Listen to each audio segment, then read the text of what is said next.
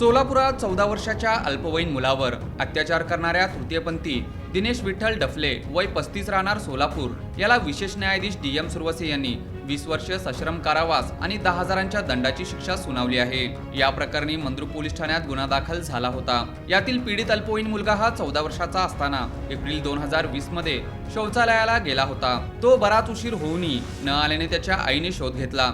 तेव्हा तो तृतीयपंथी दिनेश डफळे यांच्या घरात आढळला। त्यावेळी आरोपी हा नग्न अवस्थेत तर पीडित मुलगा हा विचित्र अवस्थेत दिसला। यामुळे पीडितीच्या आईने पीडितास विश्वासात घेऊन विचारले असता आरोपीने जबरदस्तीने घरात नेऊन दोन्ही दरवाजे लावून त्याच्यावर अत्याचार केला। या घटनेबाबत कोणालाही काही सांगितले तर तुला, तुझ्या आईला व भावाला जीवेठार मारण्याची धमकी दिली।